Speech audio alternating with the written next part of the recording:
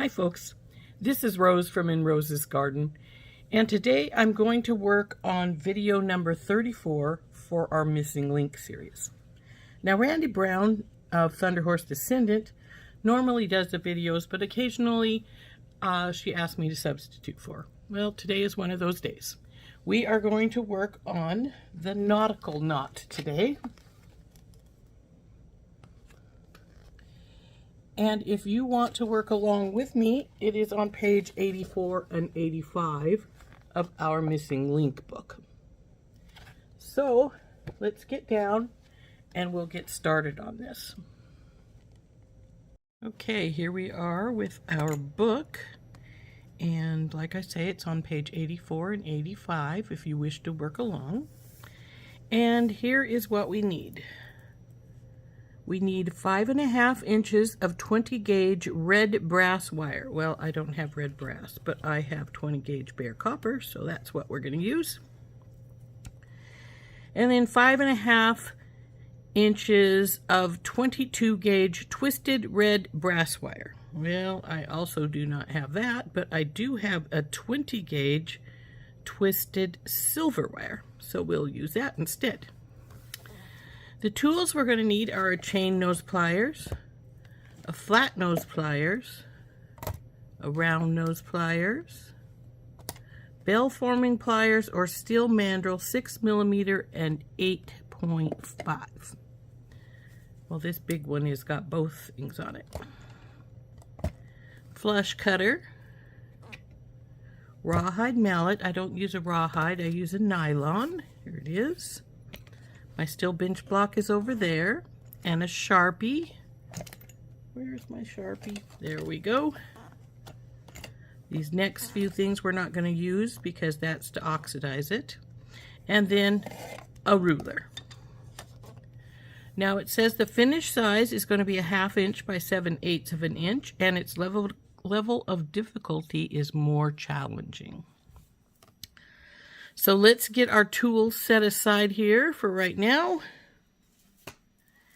And let's get started. First thing, of course, was we're going to have to measure our measure and cut our wire. So let's keep these few things out while we do that. So it looks like we want the 5.5 of each. So here's our ruler.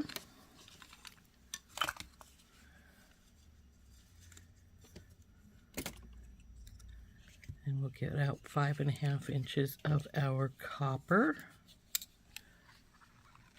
Come on, baby. Okay. First thing I'm going to do is cut the notch off. There's no sense in having it on there when we're working. 5.5 inches. So that's about, make sure it's all the way to the end. 5.5 is about right here. So let's get it cut right there. 5.5 of the copper, and now we'll switch to 5.5 of the twisted.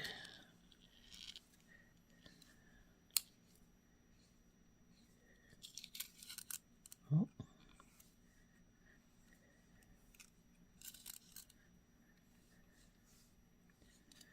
That stuff doesn't stay straight. So 5.5 inches, be right here.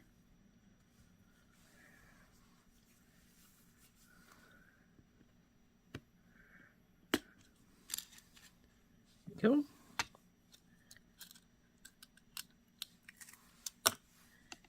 So there we got our wire cut. Now we need to see what our first step is going to be.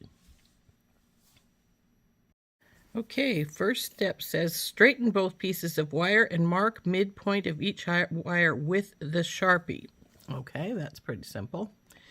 Next step is grasp both wires on the mark with your bell forming pliers and wrap right hand wires up and around the 8.5mm barrel, pressing firmly to create a rounded shape.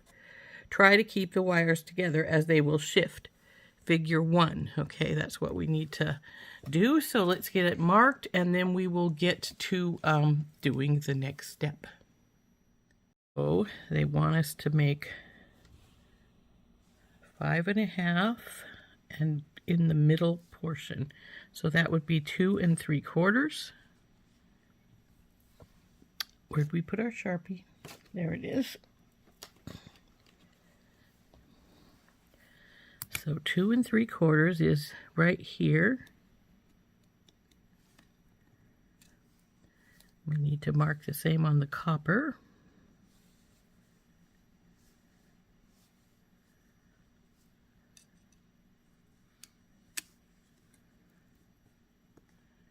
Two 3/4 would be right here. Okay, so there we go.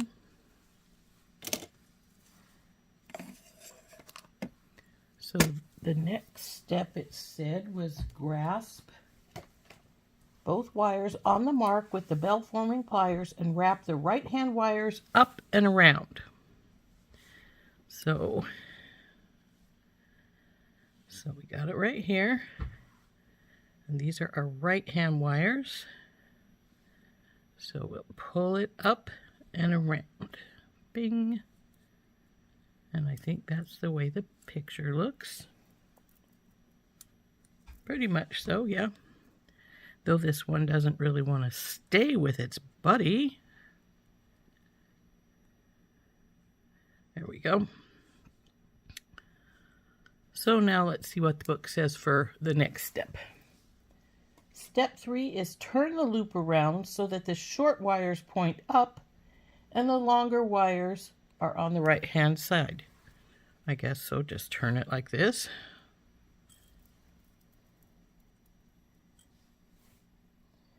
Insert the 6mm barrel into the loop and wrap the longer wires tightly up and around the barrel.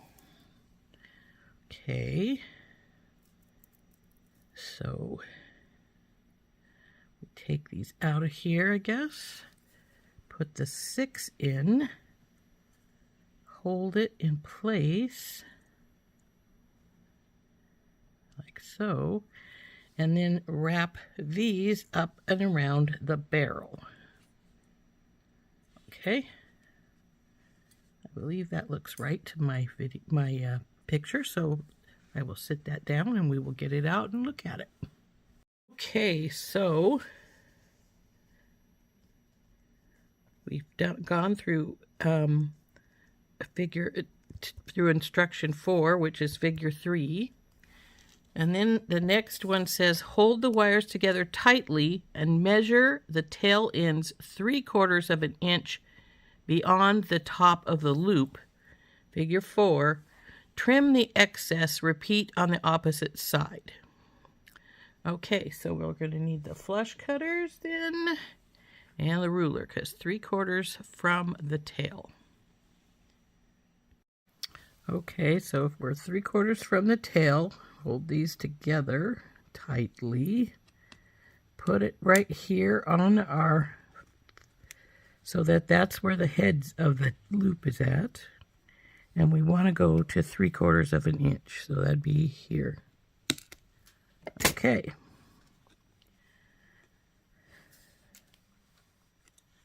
So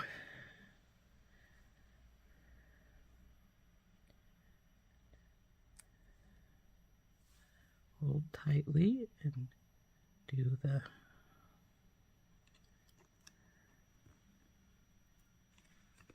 three-quarters of an inch. Okay. Looks like I had already done that side. I didn't think I had, but obviously I did. So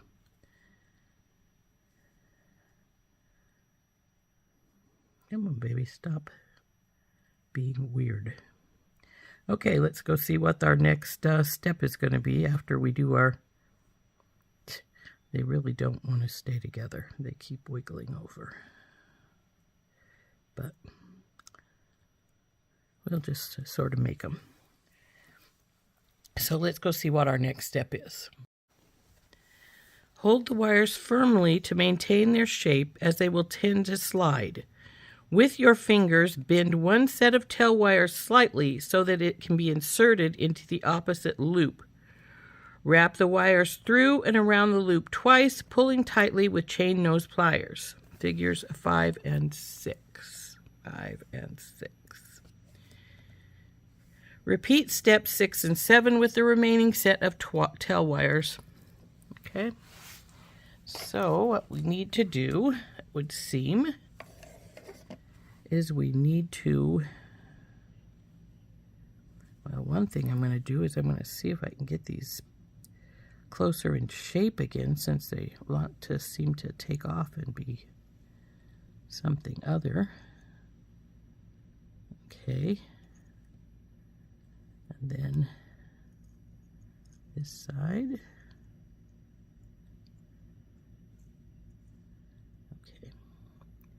So hold them tightly, bend one set of wires. Now I turned it over because I find it easier to work with this hand. So bend one set of wires and go through the loop.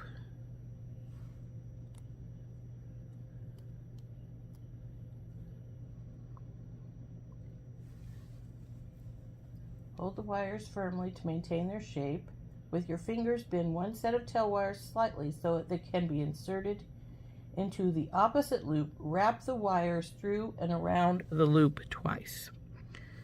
Okay, they're through now. So up and over. Where are my chain nose pliers? So I'm going to use them for a little help here.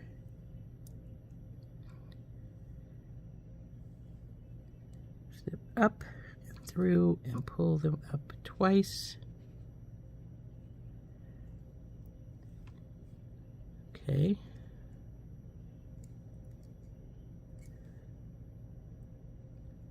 It's twice. Now do the same on the opposite side. Okay, so we'll take the opposite side, and we'll bend them a little, tuck them into here,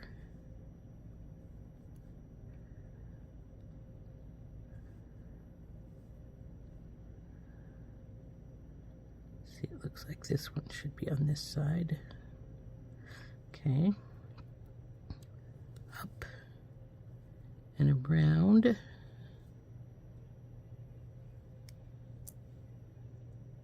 Come on, you guys, all the way through.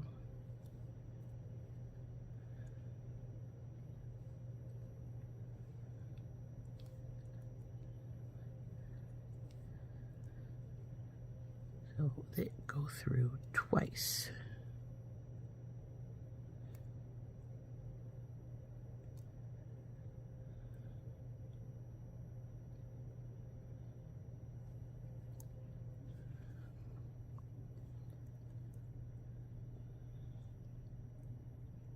Oops.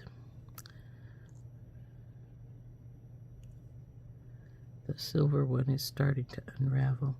That is the only thing I don't like about twisted wire, because it's really pretty, but it unravels on the ends.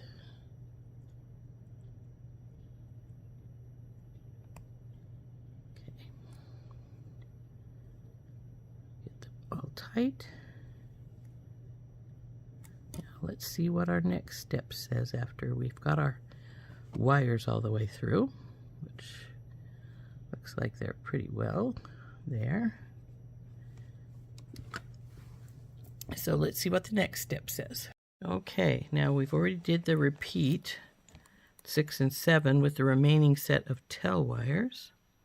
Reinsert the barrel of the bell-forming pliers and press the wires around the barrel to reshape if needed. Repeat steps 6 and 7 with the remaining set.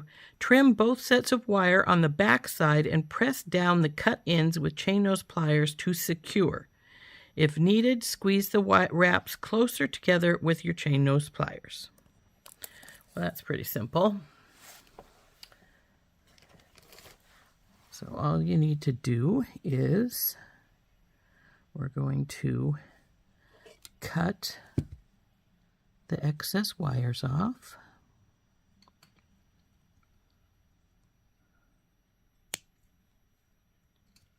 And like I said, the biggest problem with this silver wire to me is it's going to unravel somewhat. So given with this type of wire.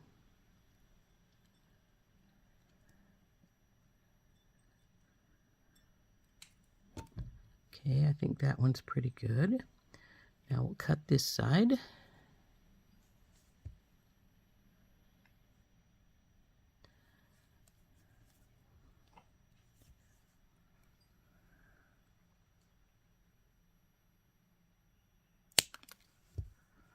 Okay, push those down and on.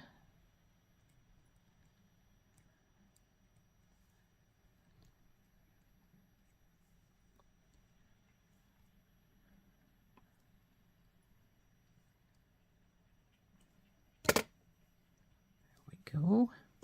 Now one of the things it said to do is to put your bell making pliers back into it and reform it around them so that you got the proper shape.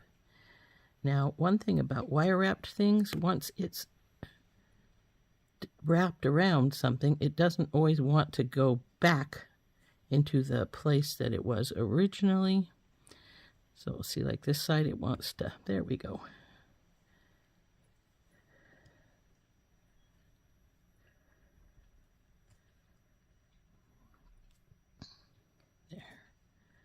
Looks like we got both sides going pretty good. Okay. Oh, that's cool.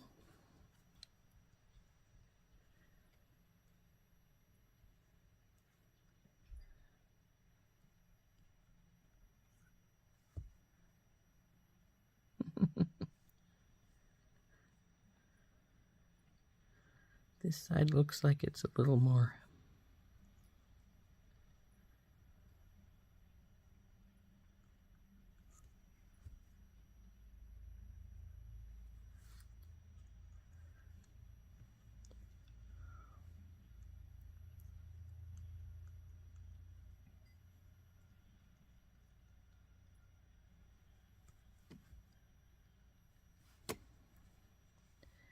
Well, let's see what it says for our next step, shall we?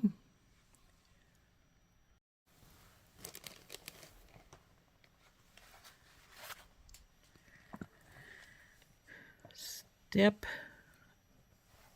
8. Hammer the link on each side a few times with the rawhide mallet on the bench block, focusing on the wrapped sections.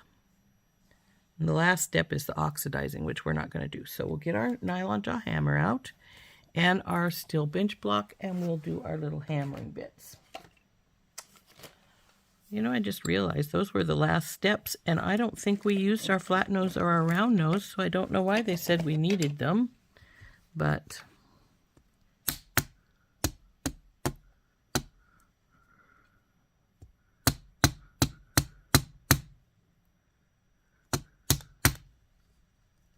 over here. Ouch! Gotta be careful with that hammer.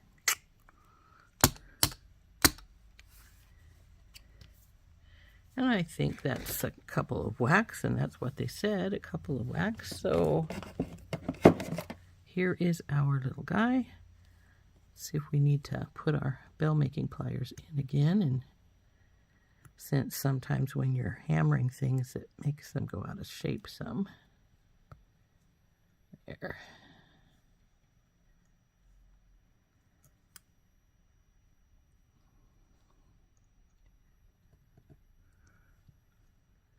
Come on, baby, go in.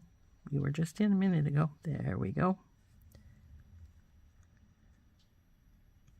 And there's our little piece. Let's see if we got any hangers. Nope, feel good. Looks like we're done. Isn't that cute? Smaller than I expected it to be for some reason from the pictures that are on here, but I think it's adorable. So again, here is our picture, and here is our link. Not too bad. This one looks like it's a little bit not quite rounded right here at this tip. Push it in just a hair to do that. Rounding. There we go. But there she is. Now it looks a lot different. I just noticed that a lot of the links are, their wraps are in different places. And where their wrap is makes it look a lot different. Because, see, this one is more like where mine is wrapped, with it about midway through. And I suppose this is close to midway through too, but this one right here is way up on either end, and see how different that one looks? And this one looks like it's way close down here, so that makes it bigger loops. So, but anyway, there is our little guy. I think he turned out really cute. I will pull it up some so you can see him a little bigger. There.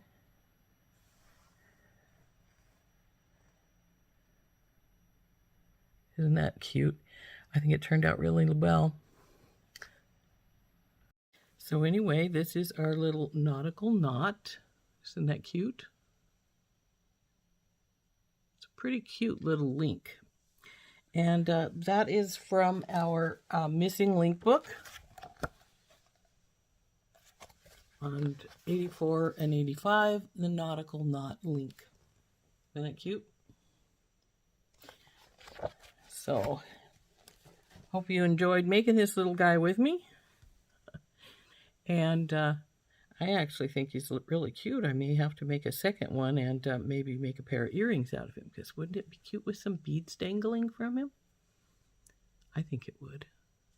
So this has been Rose from In Rose's Garden, and we have been doing substituting for Randee Brown of Thunderhorse Descendant, doing the missing link nautical knot. Hope you enjoyed making that with me. We'll see you later. Bye-bye.